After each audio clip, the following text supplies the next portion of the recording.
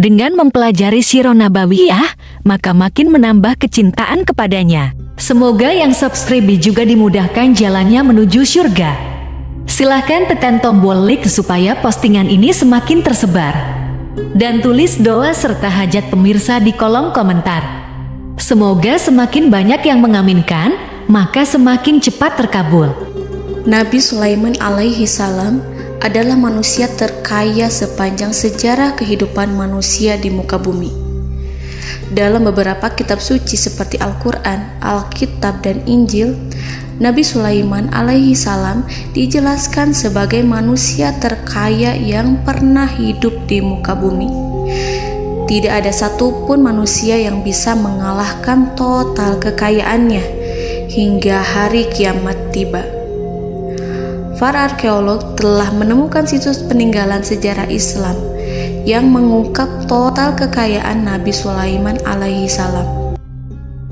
Erez bin Yosef, seorang profesor sekaligus peneliti, ia menyatakan bahwa 3.000 tahun yang lalu Nabi Sulaiman alaihi salam diperkirakan memiliki kekayaan senilai 2,2 triliun US dollar.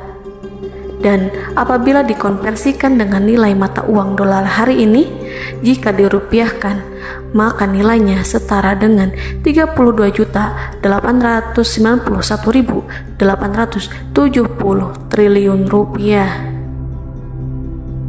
Profesor itu juga menjelaskan bahwa kekayaan Nabi Sulaiman alaihi salam berasal dari dua sumber, yakni istana kerajaan dan tambang tembaga.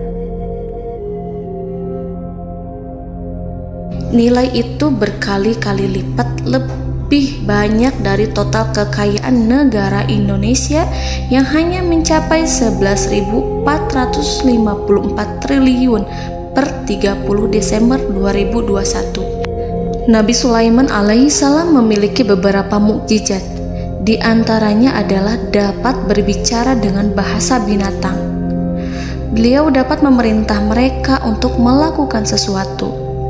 Beliau juga dapat mengendalikan besar kecilnya tekanan angin dan dapat mengatur ke arah mana angin akan berhembus. Sehingga dengan itu Nabi Sulaiman dapat memanfaatkan angin sebagai kendaraannya dan juga kendaraan tentaranya. Nabi Sulaiman juga bisa melunakkan besi dan membentuknya menjadi pakaian perang yang anti tusukan senjata tajam. Nabi Sulaiman juga memimpin para jin. Mereka tunduk dan patuh pada perintah Nabi Sulaiman alaihi salam. Tidak hanya setan, iblis laknatullah yang merupakan makhluk pembangkang dapat dibuat tunduk bertekuk lutut pada perintah-perintah Nabi Sulaiman. Nabi Sulaiman bisa melakukan teleportasi, yaitu berpindah dari suatu tempat ke tempat yang lain dalam waktu singkat. Peristiwa itu dibuktikan dengan pemindahan singgasana Ratu Balqis atas perintah Nabi Sulaiman. Nabi Sulaiman dikenal sebagai raja yang adil dan bijaksana. Nabi Sulaiman diberkahi kecerdasan yang luar biasa untuk menyatu padukan segenap kekuatan yang Allah berikan kepadanya. Ia mengelola dan membawa kerajaannya menjadi kekuatan raksasa yang tak terkalahkan di masanya dengan segenap kemampuan yang dimilikinya. Tentara Nabi Sulaiman adalah tentara terkuat di bumi tanpa ada yang menandingi. Pertanyaan mendasar yang muncul kali ini adalah dari mana sumber kekayaan dan kekuatan Nabi Sulaiman alaihi salam? Untuk mendapat jawaban dari pertanyaan itu, simak video ini sampai akhir. Sebelum itu, mari bantu channel ini terus berkembang dengan cara subscribe dan nyalakan tanda loncengnya. Berikan komentar yang positif dan berikan like serta share video ini. Bismillahirrahmanirrahim. Sungguh kami benar-benar telah menganugerahkan ilmu kepada Daud dan Sulaiman. Keduanya berkata, segala puji bagi Allah yang melebihkan kami dari kebanyakan hamba-hambanya yang mukmin. Sulaiman telah mewarisi Daud dan dia berkata, wahai manusia, kami telah diajari untuk memahami bahasa burung dan kami dianugerahi segala sesuatu. Sesungguhnya semua ini benar-benar karunia yang nyata. Quran Surat An-Naml ayat 15-16. Saudara-saudaraku yang dirahmati Allah, pada ayat di atas disebutkan bahwa Sulaiman telah mewarisi Daud. Nabi Sulaiman mewarisi Nabi Daud dalam sisi kenabian dan kekuasaan, bukan mewarisi harta, karena para nabi tidak mewariskan harta. Sebab sepeninggalan mereka, harta para nabi menjadi sedekah bagi orang-orang yang ada di sekitarnya, yaitu orang-orang fakir dan orang-orang yang membutuhkan. Dan harta para nabi tidak dikhususkan bagi kalangan keluarganya. Rasulullah Shallallahu Alaihi Wasallam bersabda, "Kami para nabi tidak mewariskan." Nabi Sulaiman mewarisi kenabian dari Nabi Daud. Ini adalah hal yang jelas. Allah telah memilihnya sebagai nabi dari Bani Israel. Begitu juga Allah telah memberinya kekuasaan kerajaan sehingga ia menjadi pemimpin Bani Israel. Barangkali sesuatu yang paling penting yang diwarisi oleh Nabi Sulaiman dari Nabi Daud adalah tradisi militer. Kemajuan militer yang dahsyat telah berpindah kepada Nabi Sulaiman. Nabi Daud sebenarnya adalah seorang pengembala kambing yang sangat miskin, tetapi seiring dengan perjalanan waktu, ia menjadi komandan pasukan tiada tanding. Nabi Daud alaihi salam mengetahui bahwa kekuatan hakiki yang mengatur alam semesta adalah kekuatan Allah. Ketika Nabi Daud mengelurkan tangannya dan memegang potongan batu, lalu beliau melemparkannya dengan ketepel ke arah Jalut, kepala Jalut retak dan ambruk menghantam tanah. Ini sebagai bentuk demonstrasi kekuatan darinya. Kehadiran Nabi Daud mengubah pasukan Bani Israel, di mana mereka sebelumnya lari jika berhadapan dengan musuh. Maka kini keberadaan mereka mulai diperhitungkan di masa hidupnya. Nabi Daud mengalami peperangan yang sangat banyak, tapi Al-Quran tidak menceritakan secara terperinci. Hal itu dikarenakan karena Al-Quran adalah kitab dakwah di jalan Allah, bukan kitab sejarah. Al-Quran hanya menceritakan di dalam Al-Quran surat Shad ayat 20, "Dan kami kuatkan kerajaannya, kerajaan Daud." Ayat tersebut berarti bahwa Nabi Daud belum terkalahkan dalam peperangan yang diikutinya. Di samping dukungan yang Allah berikan kepadanya, juga pasukan dan rakyatnya, di mana mereka adalah orang-orang yang bertauhid, menyerahkan diri kepada Allah. Allah Subhanahu wa Ta'ala mengajarkan kepada Nabi Daud hal-hal yang menjadikan pasukannya memiliki keistimewaan yang dengannya mereka dapat mengalahkan pasukan-pasukan lain, pasukan-pasukan besar yang ada di bumi pada saat itu. Allah Subhanahu wa Ta'ala berfirman dalam surat Saba ayat 10, "Dan kami telah melunakkan besi untuknya." Baju besi mungkin akan menjadi masalah dalam benak kita. Ketika orang-orang yang berperang, baju besi cukup mengganggu gerakan mereka.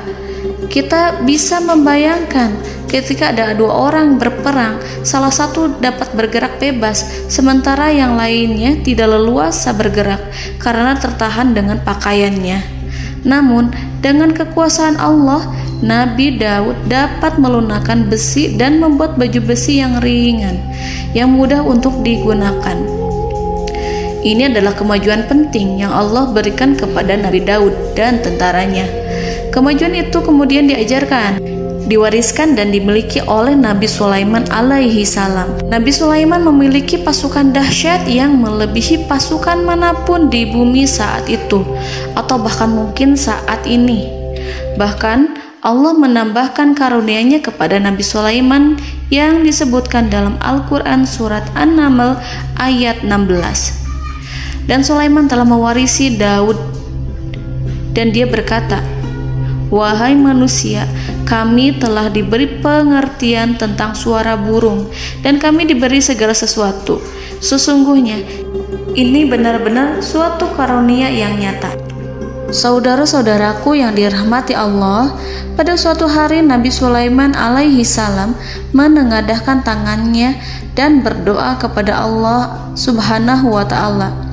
Antara hati Nabi dan Allah tidak ada penghalang, tidak ada jarak, tidak ada sekatan waktu, tidak ada satupun dari para nabi yang berdoa kepada Allah kecuali doanya pasti dikabulkan. Doa Nabi Sulaiman alaihi salam direkam dalam Al-Quran surat Shad ayat 35. Nabi Sulaiman berkata, "Ya Tuhanku, ampunilah aku, anugerahkanlah kepadaku kerajaan yang tidak dimiliki oleh seorang pun sesudahku."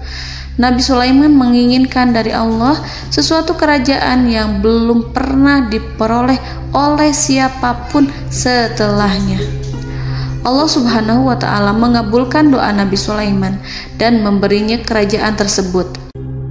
Nabi Sulaiman mewarisi kekuasaan, kenabian, hikmah ilmu dari Nabi Daud alaihi salam.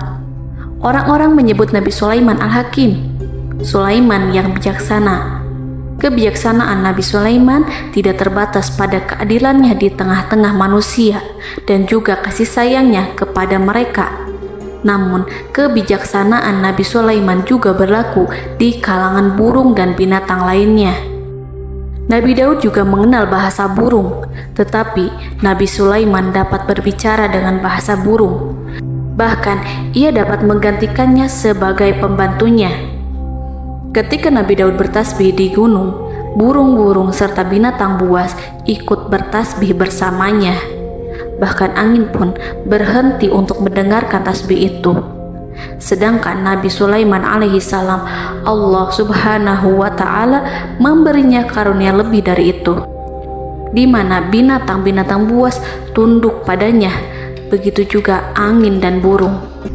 Saudara-saudaraku yang dirahmati Allah, Nabi Sulaiman alaihi salam mampu mendengarkan bisikan semut yang berbicara kepada sesama mereka. Bahkan ia mampu memerintahkan semut tersebut sehingga semut itu menjadi taat pada perintahnya. Pasukan Nabi Sulaiman memiliki kekuatan yang sangat dahsyat.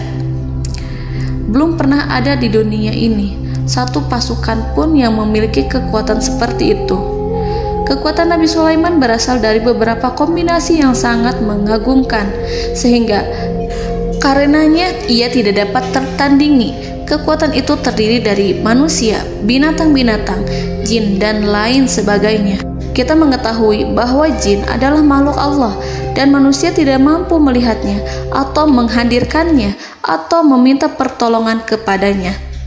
Sedangkan Nabi Sulaiman telah diberi Allah suatu kemampuan untuk menundukkan jin, memperkerjakan mereka sebagai tentara di tengah-tengah peperangan. Bahkan ia mampu menjadikan mereka sebagai pekerja-pekerja kasar di kerajaannya saat tidak ada peperangan. Oleh sebab itu, ketika ada pasukan lain yang mencoba melawan pasukan Nabi Sulaiman, mustahil mereka akan mendapatkan kemenangan. Bahkan pasukan Nabi Sulaiman diperkuat oleh pasukan burung. Burung di pasukan Nabi Sulaiman memerankan tugas penting, yaitu menjadi agen intelijen. Kita mengetahui bahwa peranan informasi saat peperangan adalah hal yang penting. Dari informasi tersebut, pasukan dapat mengetahui keadaan lawannya. Demikianlah peranan burung pada pasukan Sulaiman. Ia terbang di tengah-tengah musuh. Kemudian, ia kembali kepada Nabi Sulaiman untuk menyampaikan berita tentang keadaan lawannya. Di samping jin dan burung, Allah juga menundukkan angin untuk Nabi Sulaiman. Nabi Sulaiman dapat memerintahkan angin dan ia mampu untuk menaiki angin tersebut. Dalam Al-Quran surat Shad ayat 36-40, Allah Subhanahu wa ta'ala berfirman, "Kami tundukkan kepada angin yang berhembus dengan baik menurut kemana saja yang dikehendaki Sulaiman. Dan kami tundukkan pula kepadanya setan-setan, semuanya ahli bangunan dan penyelam, dan setan yang lain yang terikat dalam belenggu. Inilah anugerah kami, maka berikanlah kepada orang lain atau tahanlah untuk dirimu tanpa perhitungan, dan sesungguhnya dia mempunyai kedudukan yang dekat pada sisi kami dan tempat kembali yang baik." Saudara-saudaraku yang dirahmati Allah, Allah Subhanahu wa Ta'ala juga memberikan kemampuan yang tak seorang pun dari para nabi mendapatkannya, yaitu kemampuan untuk memerintah setan. Setan adalah salah satu bagian dari jin. Ia adalah kelompok yang celaka dari bangsa jin. Kelompok ini sebenarnya tidak mampu dikuasai oleh manusia. Bahkan jin yang soleh tidak dapat mengatur setan. Adapun Nabi Sulaiman, Allah telah memberinya kekuasaan untuk menundukkan setan dan mempekerjakannya, bahkan mengikatnya dengan rantai serta menghukumnya jika ia menentang pada perintahnya. Setan membangun untuk Sulaiman istana-istana, patung-patung dan alat-alat perang. Bahkan setan-setan itu menyelam ke dasar lautan untuk mengeluarkan permata dan yakut untuk Sulaiman. Jika di antara setan yang menentang perintahnya, maka Nabi Sulaiman alaihi salam mengikatnya dengan rantai. Ini semua menunjukkan kekayaan Nabi Sulaiman dan kekuasaannya, di mana ia mampu mengatur banyak makhluk di bumi ini. Tentu saja, kemampuan itu semua adalah atas izin dari Allah Subhanahu wa Ta'ala sebagai mukjizat darinya. Allah Subhanahu wa Ta'ala berfirman dalam Al-Quran surat Saba ayat 12, dan sebagian dari jin adalah yang bekerja di hadapannya di bawah kekuasaannya dengan izin Tuhannya, dan siapa yang menyimpang di antara mereka dari perintah kami, maka kami rasakan kepadanya azab neraka yang apinya menyala-nyala. Para jin itu membuat untuk Sulaiman apa yang dikehendakinya, dari gedung-gedung yang tinggi, patung-patung, dan piring-piring yang besarnya seperti kolam, atau periuk yang tetap berada di atas tungku. Saudara-saudaraku yang dirahmati Allah, Nabi Sulaiman yang bijaksana adalah penguasa yang tak tertandingi di muka bumi. Meskipun memperoleh nikmat-nikmat khusus yang agung itu yang Allah berikan kepada Sulaiman, beliau tetap menunjukkan dirinya sebagai manusia yang paling banyak berzikir kepada Allah dan manusia yang paling banyak bersyukur di zamannya. Saudara-saudaraku yang dirahmati Allah, sebagaimana Allah Subhanahu wa Ta'ala memberikan nikmat kepada ayahnya Nabi Daud alaihi salam, di mana ia mampu melunakkan besi, dan Allah mengajarinya bagaimana cara mencairkan besi, maka Nabi Sulaiman alaihi salam dapat memanfaatkan tembaga yang cair untuk peperangan. Dan juga di saat perdamaian, pada saat peperangan, beliau mencampur tembaga dengan besi dan menjadikannya perunggu. Mereka menggunakan senjata-senjata perunggu dalam peperangan seperti pedang, baju besi, dan juga pisau. Senjata-senjata ini adalah senjata yang paling kuat pada saat itu. Sedangkan di saat damai, tembaga digunakan untuk membuat bangunan, perhiasan, dan sebagainya. Meskipun Nabi Sulaiman mendapatkan nikmat yang besar dan karunia yang khusus, Allah Subhanahu wa Ta'ala mengujinya dengan suatu ujian yang dahsyat. Ujian yang akan selalu datang kepada seorang hamba yang soleh. Ketika hamba itu mendapatkan kedudukan besar, maka ujiannya pun menjadi besar. Allah Subhanahu wa Ta'ala menguji Nabi Sulaiman dengan penyakit. Diceritakan oleh Fahru Roji, Nabi Sulaiman diuji dengan suatu penyakit yang keras, di mana kedokteran saat itu tidak dapat dan tidak mampu mengatasinya. Sakitnya Nabi Sulaiman sangat keras sehingga para dokter dari kalangan manusia ataupun jin tidak mampu menghilangkan penyakit itu. Lalu burung-burung menghadirkan rumput-rumput yang dianggapnya sebagai obat, tetapi Nabi Sulaiman tak kunjung sembuh. Semakin hari penyakit Nabi Sulaiman semakin menjadi-jadi, sehingga ketika Nabi Sulaiman duduk di atas kursi, ia duduk bagaikan tubuh tanpa roh. Seakan-akan ia mati karena saking keras penyakit yang dideritanya. Sakit yang diderita oleh Nabi Sulaiman alaihi salam berlangsung sangat lama. Namun Nabi Sulaiman tidak henti-hentinya berzikir kepada Allah dan meminta kesembuhan kepadanya, serta selalu beristighfar dan mengungkapkan rasa cinta kepadanya. Selesailah ujian Allah terhadap hambanya Nabi Sulaiman. Beliau pun sembuh Nabi Sulaiman merasakan kembali kesehatannya setelah ia mengetahui segala kejayaan dan segala kekuasaan serta segala kebesarannya tidak lagi mampu menghilangkan penyakit yang dideritanya kecuali jika Allah menghendaki. Saudara-saudaraku yang dirahmati Allah, Nabi Sulaiman telah membangun tempat ibadah, tempat sujud, sehingga manusia menyembah Allah di dalamnya. Orang-orang yang membangunnya berjumlah puluhan ribu orang. Tentu setiap kelompok dari mereka memiliki pekerjaan masing-masing.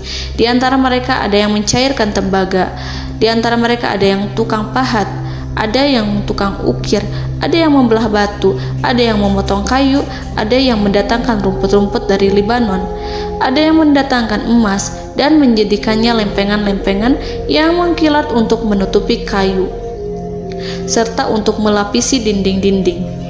Bahkan golongan jin pun membantu membangun tempat tersebut, tentu dengan perintah dan bimbingan Nabi Sulaiman. Mereka membuat patung-patung yang besar, membuat bejana yang besar untuk tempat makan para tentara dan pekerja, yaitu bejana seperti gunung. Karena saking berat dan besarnya, mereka juga membuat tempat-tempat minum yang besarnya seperti kolam. Nabi Sulaiman mengawasi para pekerjanya dan juga mengurusi masyarakatnya, di mana beliau mengenali problem mereka dan berusaha memecahkannya. Beliau juga mengawasi pasukan dari kalangan binatang dan burung. Beliau mengetahui apabila ada satu di antara mereka yang tidak datang, kemana ia pergi serta mengapa ia pergi. Nabi Sulaiman menguasai pengetahuan itu semua. Nabi Sulaiman bukan hanya mengetahui problem tentara-tentaranya dari kalangan manusia ataupun tentaranya dari kalangan burung, namun ia juga menunjukkan kasih sayang terhadap semut, di mana beliau mendengar bisikannya dan tidak suka untuk menginjaknya. Nabi Sulaiman selalu menundukkan kepalanya ke bumi sebagai bentuk rasa rendah diri dan syukur kepada Allah. Pada suatu hari, Nabi Sulaiman alaihi salam berjalan di depan tentaranya dan tiba-tiba ia mendengar suara semut yang berkata kepada temannya dari kalangan semut. Hal itu terekam dalam Al-Quran surat An-Naml ayat 18-19. Wahai semut-semut, masuklah ke dalam sarang-sarangmu agar kamu tidak terinjak oleh Sulaiman dan tentaranya, sedangkan mereka tidak menyadarinya. Nabi Sulaiman alaihi salam tersenyum mendengar itu dan ia berdoa, "Ya Allah, ya Tuhanku, berilah aku ilham untuk tetap mensyukuri nikmat-Mu yang telah Engkau anugerahkan kepadaku dan kepada kedua orang ibu bapakku, dan untuk mengerjakan amal soleh yang Kau ridhoi, dan masukkanlah aku ke dalam rahmat-Mu, ke dalam golongan hamba-hamba-Mu yang soleh." Saudara-saudaraku yang dirahmati Allah, meskipun Nabi Sulaiman mendapatkan kekuasaan dan memiliki tentara yang besar, namun beliau menunjukkan kasih sayang terhadap bangsa semut. Beliau mendengarkan bisikannya dan melihat semut yang ada di depannya. Oleh karena itu, tak mungkin baginya untuk menginjak golongan semut itu. Nabi Sulaiman bersyukur kepada Allah telah memberinya nikmat, yaitu nikmat rahmat dan kasih sayang. Di samping itu, Nabi Sulaiman alaihi salam adalah orang paling kaya di dunia. Istananya terbuat dari kayu gaharu yang memiliki wangi harum. Istananya terbuat dari emas yang terkadang dari kristal. Beliau juga memiliki kursi besar yang terbuat dari emas dan permata. Istana Nabi Sulaiman merupakan istana yang paling besar di dunia. Nabi Sulaiman menggunakan pakaian dari emas dan permata. Meskipun demikian, Nabi Sulaiman tetap menunjukkan sebagai hamba yang berserah diri dan rendah diri di hadapan Allah Subhanahu wa Ta'ala. Nabi Sulaiman yang merendahkan diri di hadapan Allah, ia selalu sujud kepada Allah, sebagaimana ayahnya yang selalu bertasbih pada Allah. Nabi Sulaiman selalu melantunkan lagu-lagu cinta ilahi dan hanya memuji Allah Subhanahu wa Ta'ala. Pada suatu hari, Nabi Sulaiman alaihi salam mengeluarkan perintah kepada pasukannya untuk bersiap-siap. Kemudian, Nabi Sulaiman keluar dan memeriksa pasukannya satu demi satu. Kelompok yang pertama adalah kelompok manusia. Nabi Sulaiman memperhatikan kesiapan mereka. Lalu Nabi Sulaiman mengeluarkan perintah-perintah kepada mereka. Kemudian Nabi Sulaiman memeriksa kelompok jin dan menyampaikan perintahnya kepada mereka. Beliau memenjarakan jin yang tampak bermalas-malasan saat bekerja. Lalu beliau memeriksa binatang dan berkata kepada mereka, apakah mereka sudah makan dengan baik? Apakah mereka tidur dengan nyenyak? Apakah ada yang mengadu pada mereka, misalkan karena penyediaan makanan yang tidak layak?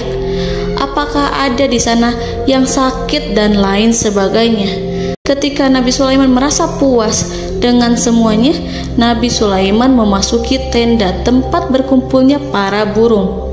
Nabi Sulaiman alaihi salam kemudian memasuki tenda tersebut, mengamati keadaan di sekitarnya, sehingga beliau mengetahui bahwa ada satu burung yang tidak hadir, yaitu burung hudhud. Mengapa aku tidak melihat burung hudhud? Burung-burung yang lain tampak terdiam sebagai penghormatan, dan mereka mendengarkan apa yang akan dikatakan pemimpin mereka. Nabi Sulaiman mengarahkan pandangannya pada semua burung dan tidak menemukan burung hudhud di antara mereka. Tak seekor burung pun yang mengetahui keberadaannya. Burung hudhud absen pada apel wajib kali ini. Nabi Sulaiman mulai menampakkan kemarahannya. Tiba-tiba, seekor burung kecil memberanikan diri untuk berkata kepada Nabi Sulaiman, "Wahai Nabi yang mulia, seharusnya hudhud ada bersamaku kemarin untuk melaksanakan tugas penyelidikan. Ia adalah pemimpin misi itu. Namun, burung hudhud belum datang. Oleh karena itu, aku tidak pergi bersamanya." Burung itu tampak gemetar. Nabi Sulaiman mengetahui bahwa hudhud tidak hadir dan tak seorang pun mengetahui kemana ia pergi. Burung hudhud pergi tanpa izin terlebih dahulu. Dalam keadaan marah, Nabi Sulaiman berkata, "Sungguh aku benar-benar akan mengazabnya dengan azab yang sangat keras atau benar-benar menyembelihnya, kecuali jika ia benar-benar datang kepadaku dengan alasan yang jelas." Kawanan burung-burung mengetahui bahwa Nabi Sulaiman sedang marah dan telah menetapkan untuk menyiksa burung hudhud atau menyembelihnya atau justru memaafkannya dengan syarat ia datang dengan membawa alasan yang dapat menyelamatkannya, atau dengan kata lain, burung hudhud dapat memastikan bahwa ia melaksanakan tugas yang penting. Nabi Sulaiman menunjukkan kemarahan yang besar sehingga siapapun akan merasa takut kepada Nabi Sulaiman yang marah. Nabi Sulaiman kemudian pergi dari tempat burung tersebut. Nabi Sulaiman masih memikirkan keadaan burung hudhud. Seharusnya burung hudhud menjadi bagian penting dari badan intelijen. Apakah ia pergi untuk menyingkap suatu, atau apakah ia pergi hanya untuk bermain-main?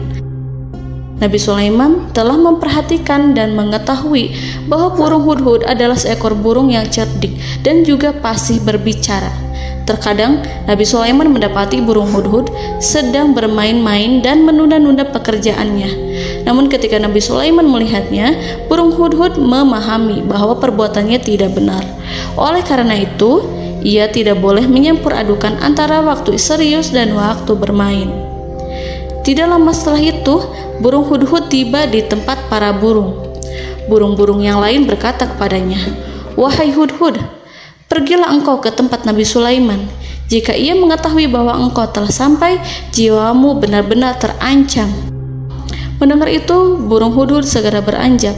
Ia terbang menemui Nabi Sulaiman. Pada waktu itu, Nabi Sulaiman sedang duduk bersama tentaranya yang lain. Burung hudhud berdiri. Ia telah merencanakan untuk memulai pembicaraan dengan Nabi Sulaiman sebelum Nabi Sulaiman bertanya kepadanya kemana dia pergi. Ini sebagai bukti bahwa hudhud telah melaksanakan suatu tugas yang penting.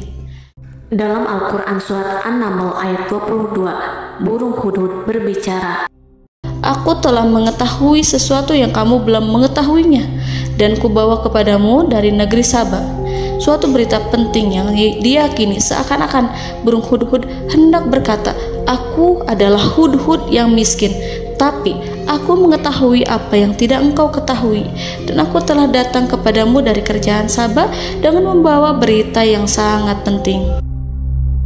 Nabi Sulaiman tampak terdiam menunggu hudhud menyelesaikan kisahnya. Dalam surat An-Naml ayat 23-24, burung hudhud berkata, Sesungguhnya aku menjumpai seorang wanita yang memerintah mereka. Dia dianugerahi segala sesuatu serta mempunyai singgasana yang besar. Aku mendapati dia dan kaumnya menyembah matahari selain Allah. Dan setan-setan telah menjadikan mereka memandang indah perbuatan-perbuatan mereka, lalu menghalangi mereka dari jalan Allah, sehingga mereka tidak mendapat petunjuk. Burung hudhud diam. Nabi Sulaiman merasa bahwa hudhud menunjukkan kepasihan lisannya. Nabi Sulaiman berkata dalam Quran surat An-Naml ayat 27 sambil menunjukkan senyum manisnya. Nabi Sulaiman berkata, "Akan kami lihat apakah kamu benar wahai hudhud, ataukah kamu termasuk orang-orang yang berdusta." Seakan-akan burung hudhud ingin mengatakan, "Aku tidak berbohong, wahai Nabi yang mulia." Namun diamnya Sulaiman membuat takut sehingga burung hudhud terdiam. Nabi Sulaiman terdiam karena berpikir, lalu ia memutuskan sesuatu setelah itu. Beliau melihat kepada lainnya dan meminta secari kertas. Nabi Sulaiman menulis surat singkat dan menyerahkannya kepada hudhud serta memerintahkan kepadanya seperti yang dikatakan dalam Quran surat An-Naml ayat 28. "Pergilah dengan membawa suratku ini, lalu jatuhkanlah kepada mereka, kemudian berpalinglah dari mereka, lalu perhatikanlah apa yang mereka bicarakan." Al-Quranul Karim hanya menceritakan dalam Quran surat An-Naml bagaimana perginya hudhud dan bagaimana ia menyerahkan surat itu. Lalu Al-Quran langsung menyebut keadaan kerajaan Balqis yang saat itu sedang membaca surat di depan para pembesar kerajaan dan para menterinya. Dalam Al-Quran surat An-Naml ayat 29-31 berkatalah Balqis, "Wahai pembesar-pembesar, sesungguhnya telah dijatuhkan kepadaku sebuah surat yang mulia. Sesungguhnya surat ini dari Sulaiman, dan sesungguhnya isinya dengan menyebut nama Allah yang Maha Pengasih lagi Maha Penyayang, bahwa janganlah kalian berlaku sombong terhadapku, dan datanglah kepadaku sebagai orang yang berserah diri." Saudara-saudaraku yang dirahmati Allah, dalam surat tersebut Nabi Sulaiman menyebutkan supaya mereka menyerahkan diri dan tunduk kepada perintah Nabi Sulaiman. Nabi Sulaiman memerintahkan agar mereka meninggalkan penyembahan terhadap matahari. Nabi Sulaiman tidak mempersoalkan akidah mereka dan tidak memuaskan mereka dengan apapun. Nabi Sulaiman hanya memerintahkan bahwa ia berada di atas kebenaran. Bukankah ia didukung kekuatan yang berlandaskan keyakinan yang dimilikinya? Nabi Sulaiman hanya memerintahkan mereka agar tunduk dan patuh kepadanya. Ratu Sabak menyampaikan surat tersebut di tengah-tengah kaumnya. Dalam Quran surat An-Naml ayat 32 dijelaskan, "Dan berkatalah Balqis, wahai para pembesar, berilah aku pertimbangan dalam urusanku ini. Aku tidak pernah memutuskan sesuatu persoalan sebelum kamu berada dalam majelisku." Saudara-saudaraku yang dirahmati Allah, para pembesar istana Balqis menentang surat tersebut. Isi surat itu membangkitkan kesombongan kaum Sabak, di mana mereka merasa lebih kuat. Mereka mengetahui bahwa di sana ada seorang yang mencoba menentang mereka dan mengisyaratkan peperangan kepada mereka. Lalu ia meminta kepada mereka untuk memenuhi syarat-syaratnya sebelum terjadinya peperangan dan kekalahan. Dalam surat An-Naml ayat 33, mereka menjawab, "Kita adalah orang-orang yang memiliki kekuatan dan juga memiliki keberanian yang sangat besar dalam peperangan. Dan keputusan berada di tanganmu, wahai rajaku. Maka pertimbangkanlah apa yang akan kamu perintahkan." Saudara-saudaraku yang dirahmati Allah, para pembesar kaum Sabak seakan ingin berkata, "Kita siap untuk melaksanakan perang." Tampaknya ratu itu memiliki kebijakan yang lebih baik dari pembesar kaumnya. Surat Sulaiman itu membuatnya berpikir lebih jernih dan lebih berhati-hati. Ia berusaha sebisa mungkin menghindari peperangan. Ratu itu berpikir dalam tempo yang lama. Nama Sulaiman tidak diketahuinya dan ia pun belum pernah mendengarnya. Oleh karena itu, Ratu kaum Sabak tidak mampu mengetahui dan mendeteksi seberapa besar kekuatan Nabi Sulaiman. boleh jadi Nabi Sulaiman memiliki kekuatan yang dahsyat sehingga ia mampu memerangi kekuasaannya dan mengalahkannya. Kemudian ratu memperhatikan apa yang ada di sekelilingnya. Ia melihat kemajuan masyarakatnya dan juga kekayaannya. Barangkali ia mengira bahwa Nabi Sulaiman iri terhadap kemajuan dan kekayaannya itu, sehingga Nabi Sulaiman ingin menyerangnya. Setelah mempertimbangkan isi surat Nabi Sulaiman dengan cermat, Ratu Saba memilih untuk tidak bersikap ceroboh dan bodoh. Ratu lebih suka untuk menggunakan bahasa kelembutan. Ia mengirim kepada Nabi Sulaiman suatu hadiah yang besar. Ratu mengira bahwa Nabi Sulaiman seorang yang ambisius, yang boleh jadi ia telah mendengar tentang kekayaan kerajaan Saba. Para utusan pergi dengan membawa hadiah dari Ratu Saba. Ratu berharap agar mereka dapat memasuki kerajaan Nabi Sulaiman dan akan mengetahui kondisi kerajaannya. Saat mereka pulang, Ratu ingin mendengar secara langsung dari mereka tentang bagaimana keadaan kaum Nabi Sulaiman dan pasukannya.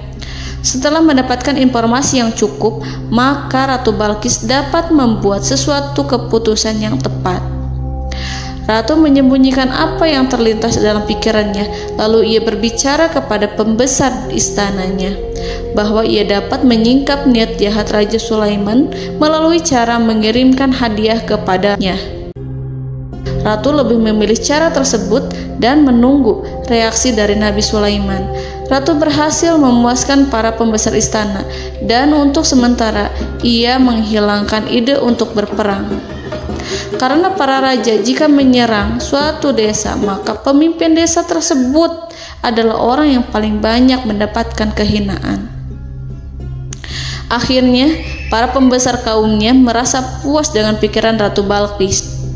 Saudara-saudaraku yang dirahmati Allah, dalam surat An-Naml ayat 34-35 dijelaskan, Ratu Balqis berkata, "Sesungguhnya raja-raja apabila memasuki suatu negeri, niscaya mereka akan membinasakannya dan menjadikan penduduknya yang mulia menjadi hina. Dan demikian pula lah yang akan mereka perbuat. Dan sesungguhnya aku akan mengirim utusan kepada mereka dengan membawa hadiah, dan aku akan menunggu apa yang akan dibawa kembali oleh utusan itu." Kemudian sampailah hadiah dari Ratu Balqis kepada Nabi Sulaiman. Para intelijen Nabi Sulaiman memberitahunya bahwa utusan Balqis datang dengan membawa hadiah. Nabi Sulaiman langsung mengetahui bahwa Ratu Balqis itu sengaja mengirim orang-orangnya untuk mengetahui atau untuk mendapatkan informasi tentang kekuatannya. Lalu setelah itu ia akan mengambil keputusan atau mengambil sikap kepada kerajaan Sulaiman. Nabi Sulaiman segera memanggil semua pasukannya untuk berkumpul. Utusan Balqis segera memasuki istana Nabi yang dipenuhi dengan pasukan yang besar bersenjata. Melihat itu, utusan Ratu Balqis tercengang dan terkejut ketika mereka melihat kekayaan yang mereka bawa tidak ada apa-apanya dibandingkan dengan kerajaan Nabi Sulaiman. Hadiah mereka tampak tidak berarti. Emas yang mereka bawa tampak tidak memiliki makna saat mereka memasuki istana Nabi Sulaiman yang terbuat dari kayu-kayu pohon gaharu yang mengeluarkan bau yang harum serta dihiasi dengan emas permata. Para utusan Ratu Balqis berdiri bersama Nabi Sulaiman dan menyaksikan bagaimana Nabi Sulaiman mengendalikan pasukannya. Kemudian mereka mulai berpikir tentang kekuatan dan kualitas pasukan Nabi Sulaiman. Betapa kagetnya mereka ketika melihat di tengah-tengah pasukan itu terdapat singa, burung, dan tentara dari kalangan manusia yang mampu terbang. Mereka pun sadar bahwa mereka di hadapan pasukan yang tiada tandingannya. Selesailah demonstrasi pasukan Nabi Sulaiman. Kemudian para utusan ratu dipersilahkan maju ke tempat hidangan makanan. Para utusan itu sangat terkejut ketika melihat berbagai macam makanan dari penjuru dunia ada di depannya. Dan di antara makanan itu terdapat pula makanan yang biasa ditemukan di negeri mereka. Tetapi mereka melihat bahwa makanan itu memiliki rasa yang lebih istimewa. Selain itu, piring-piring yang ada di depan mereka terbuat dari emas dan mereka dilayani oleh laki-laki yang berhias dengan emas. Di meja makan itu terdapat burung, ikan laut, dan berbagai macam daging yang mereka tidak mampu lagi membedakan daging apa itu. Nabi Sulaiman tidak makan bersama mereka, tapi beliau makan dengan menggunakan piring yang terbuat dari kayu. Beliau memakan roti yang kering yang dicampur dengan minyak. Inilah makanan yang dipilih Nabi Sulaiman. Makan bersama mereka dalam keadaan diam, mereka merasa kehadiran Nabi Sulaiman menciptakan suatu wibawa yang luar biasa. Selesai perjamuan itu, lalu dengan sangat malu mereka menyerahkan hadiah dari Ratu Balqis kepada Nabi Sulaiman. Hadiah itu berupa emas yang bagi mereka hadiah itu sangat bernilai tinggi. Tapi di sini hadiah itu tampak kecil di hadapan kekayaan Nabi Sulaiman yang sangat mengagumkan. Nabi Sulaiman memperhatikan hadiah dari Ratu Balqis itu dan berkata dalam Quran surat An-Naml ayat 36, "Maka apa yang diberikan Allah kepadaku lebih baik daripada apa yang diberikannya kepadamu, tetapi kamu merasa bangga dengan hadiahmu." Saudara-saudaraku, Raja Sulaiman menyingkap dengan kata-katanya yang singkat itu penolakannya terhadap hadiah mereka. Ia memberitahu utusan itu bahwa ia tidak menerima hadiah tersebut. Ia tidak merasa puas dengan hadiah itu. Yang membuatnya puas hanyalah, janganlah kalian berlaku sombong terhadapku dan datanglah kepadaku sebagai orang-orang yang berserah diri. Lalu Nabi Sulaiman berkata kepada mereka dengan pelan. Hal itu diabadikan dalam Al-Quran surat An-Naml ayat 37. "Kembalilah kepada mereka, sungguh kami akan mendatangi mereka dengan bala tentara yang mereka tidak kuasa melawannya. Dan pasti kami akan mengusir mereka dari negara itu, yaitu negeri Saba, dengan terhina. Dan mereka akan menjadi tawanan-tawanan yang hina." Saudara-saudaraku yang dirahmati Allah, Nabi Sulaiman kemudian meninggalkan para utusan ratu setelah terlebih dahulu mengancam mereka. Para utusan itu berharap agar Nabi Sulaiman mau menunggu kunjungan Ratu Balqis yang akan membawa misi perdamaian. Akhirnya, sampailah para utusan Ratu Balqis ke negeri Saba. Mereka segera menuju istana sang ratu. Mereka memberitahu bahwa negeri mereka ada di ujung tanduk. Mereka menceritakan kepada ratu tentang kekuatan Nabi Sulaiman dan tidak mungkin bagi mereka mampu melawannya. Mereka meyakinkan Ratu Balqis bahwa ia harus mengunjunginya dan melihat sendiri bagaimana kebesaran kerajaan Nabi Sulaiman. Kemudian Ratu Balqis menyiapkan dirinya untuk pergi menuju kerajaan Nabi Sulaiman. Nabi Sulaiman duduk di kursi kerajaan di tengah-tengah para pembesarnya dan para menterinya, serta para komandan pasukannya. Beliau berpikir tentang sosok Balqis. Nabi Sulaiman mengetahui bahwa Balqis menuju tempatnya. Balqis dikelilingi rasa takut. Nabi Sulaiman berpikir sejenak tentang bagaimana matahari disembah. Ia memikirkan bagaimana informasi yang diterima oleh intelijennya tentang kemajuan kerajaan Balqis dalam bidang kesenian dan ilmu pengetahuan. Nabi Sulaiman bertanya kepada dirinya sendiri, apakah kemajuan menjadi penghalang untuk mengetahui kebenaran? Apakah ratu itu senang dengan kekuatan yang dicapainya? Dan ia membayangkan bahwa kekuatannya adalah segalanya.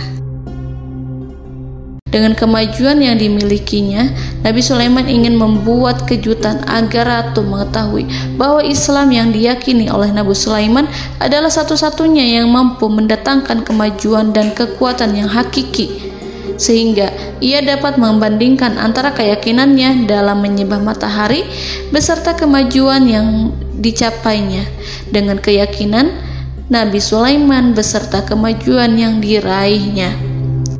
Saudara-saudaraku yang dirahmati Allah, para mata-mata Nabi Sulaiman telah memberitahunya bahwa hal yang sangat disegani dan dikagumi oleh kaum Balqis adalah kerajaan Saba, yaitu singgasana Ratu Balqis. Singgasana itu terbuat dari emas dan batu delima. Singgasana tersebut dijaga oleh penjaga yang sangat disiplin, di mana mereka tidak pernah lalai sedikit pun. Oleh karena itu, sangat tepat apabila Nabi Sulaiman menghadirkan singgasananya di sini, di kerajaannya. sehingga ketika ratu tiba, maka ia dapat duduk di atasnya. Nabi Sulaiman ingin membuat kejutan kepadanya dan menunjukkan bahwa kemampuannya tersebut yang berlandaskan pada keislaman. Nabi Sulaiman melakukan yang demikian itu dengan harapan agar si ratu tunduk kepadanya. Ide itu terlintas dalam diri Nabi Sulaiman. Lalu ia mengangkat kepalanya dan menoleh kepada anak buahnya. Hal itu diabadikan dalam Quran Surat An-Naml ayat 38. Wahai para pembesar, siapakah di antara kamu sekalian yang sanggup membawa singgasananya kepadaku sebelum mereka datang kepadaku sebagai orang-orang yang berserah diri? Saudara-saudaraku, perhatikanlah ungkapan pikiran Nabi Sulaiman tersebut. Semua pemikirannya berkisar tentang keislaman para penyembah matahari, tentang bagaimana beliau dapat memberikan petunjuk kepada mereka di jalan Allah. Yang pertama menjawab pertanyaan Nabi Sulaiman adalah jin Ifrit. Dalam Quran Surat An-Naml ayat 39, berkatalah Ifrit yang cerdik dari golongan jin, "Aku akan datang kepadamu dengan membawa singgasana itu sebelum kamu berdiri dari tempat dudukmu. Sesungguhnya aku benar-benar kuat untuk membawanya, lagi dapat dipercaya." Nabi Sulaiman berdiri dari tempat duduknya. Setelah 1 jam atau 2 jam, jin itu berjanji kepadanya untuk menghadirkan singgasana Balkis. Sebelum itu, istana Nabi Sulaiman di Palestina, sedangkan istana Balkis terletak di Yaman. Antara singgasana tersebut dengan singgasana Nabi Sulaiman berjarak lebih dari ribuan mil. Barangkali pesawat yang cepat sekalipun yang kita kenal hari ini tidak akan mampu membawa dan mendatangkan istana itu dalam waktu 1 jam. Tetapi masalahnya di sini, berhubung dengan kekuatan jin yang serba misterius, Nabi Sulaiman tidak mengomentari sedikit pun terhadap apa yang dikatakan oleh Ifrit. Nabi Sulaiman tampak menunggu tanggapan lain yang mampu menghadirkan singgasana Balkis yang lebih cepat dari jin Ifrit. Nabi Sulaiman menoleh kepada seorang yang di sana, yang duduk di atas naungan. Hal itu diceritakan dalam Al-Quran Surat An-Naml ayat 40. Berkatalah seseorang yang mempunyai ilmu dari Alkitab, "Aku akan membawa singgasana itu kepadamu sebelum matamu berkedip." Maka tatkala Sulaiman melihat singgasana itu terletak di hadapannya, ia pun berkata, "Ini termasuk karunia Tuhanku untuk menguji aku. Apakah aku akan bersyukur atau mengingkari nikmatnya? Dan barang siapa yang bersyukur, maka sesungguhnya dia bersyukur untuk kebaikan dirinya sendiri. Dan barang siapa yang ingkar, maka sesungguhnya Tuhanku maha kaya lagi maha mulia." Saudara-saudaraku, belum lama seseorang yang mempunyai ilmu dari Alkitab menyatakan kalimatnya, sehingga singgasana itu tiba-tiba ada di depan Nabi Sulaiman, yang mampu menghadirkan singgasana itu lebih cepat dari kedipan mata. Al-Quranul Karim tidak menyingkap kepribadian seseorang yang menghadirkan singgasana itu. Al-Quran hanya menggarisi bahwa orang itu mempunyai ilmu dari Alkitab. Al-Quran tidak menjelaskan kepada kita apakah ia seorang malaikat ataukah manusia ataukah jin. Al-Quran sengaja tidak menyingkap hakikat kitab yang dimaksud. Saudara-saudaraku yang dirahmati Allah, setelah melihat singgasana itu, Nabi Sulaiman bersyukur kepada Allah. Ia mulai memperhatikan singgasana sang ratu.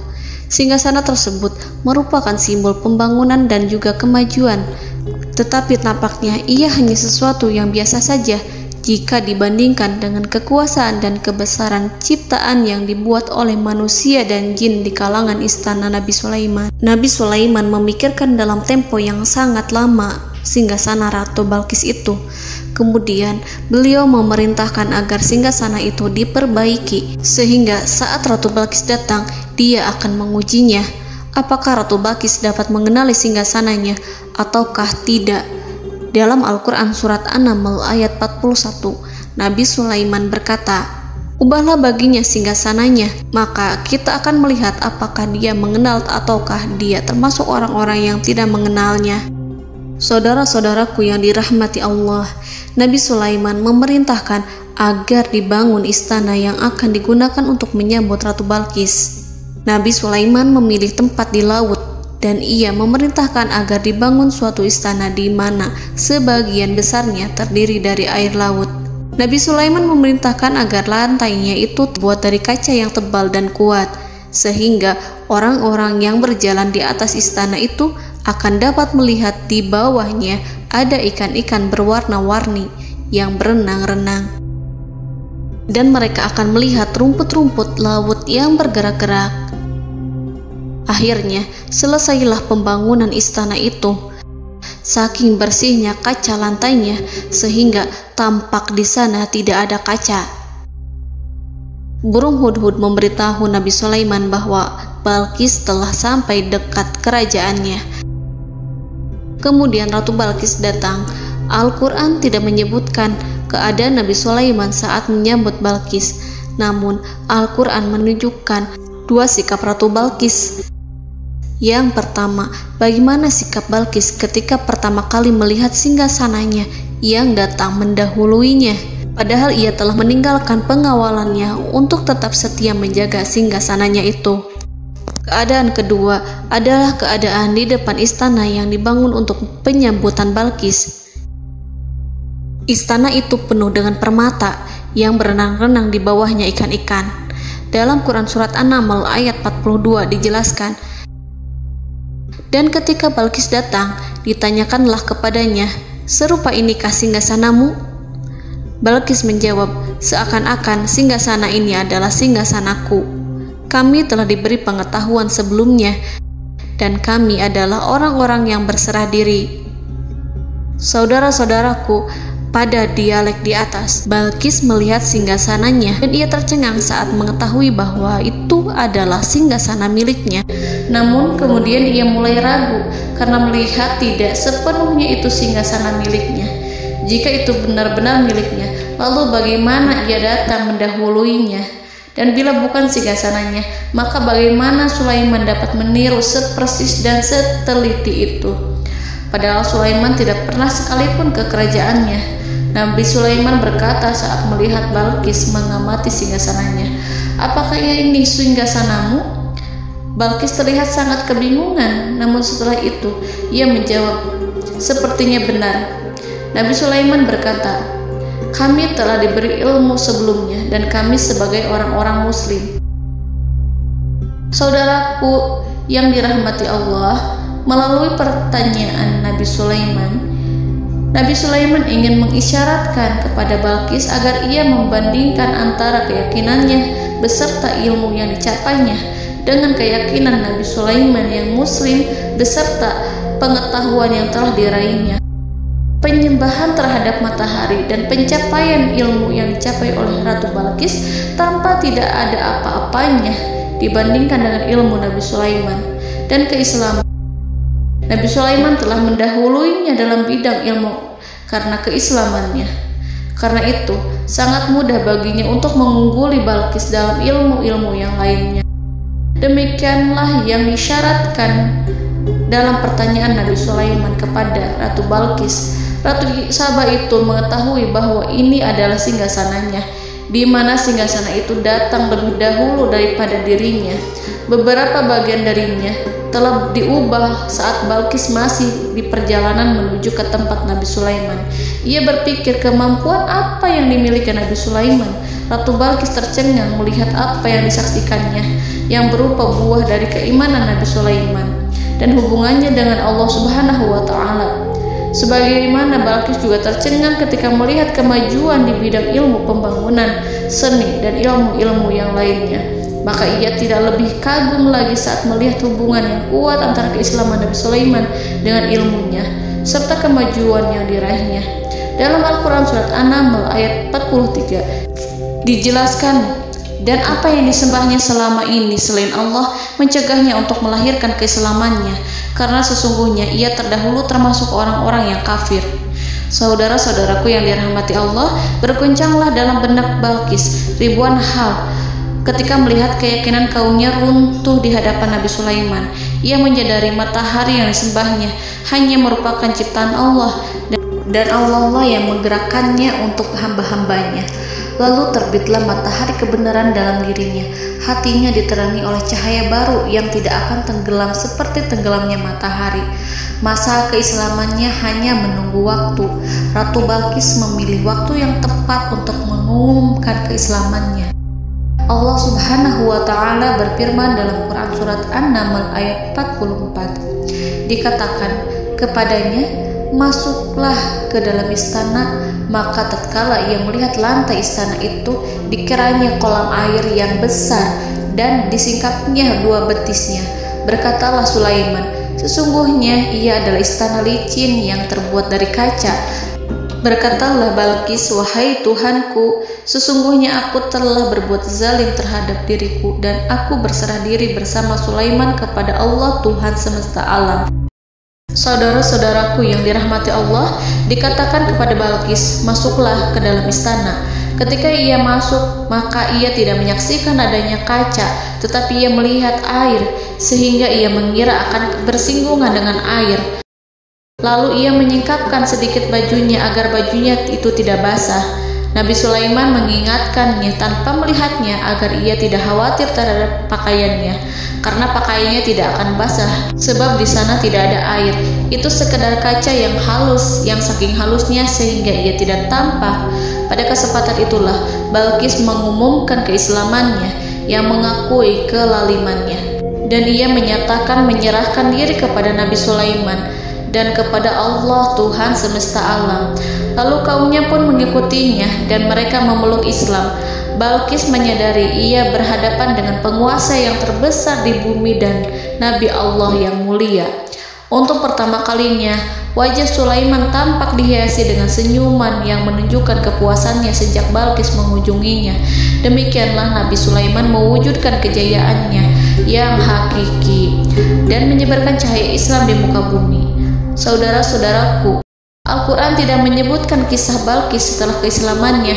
Para ahli tafsir mengatakan bahwa ia menikah dengan Nabi Sulaiman. Selain itu, ada yang mengatakan bahwa ia menikah dengan salah satu orang dekat Nabi Sulaiman.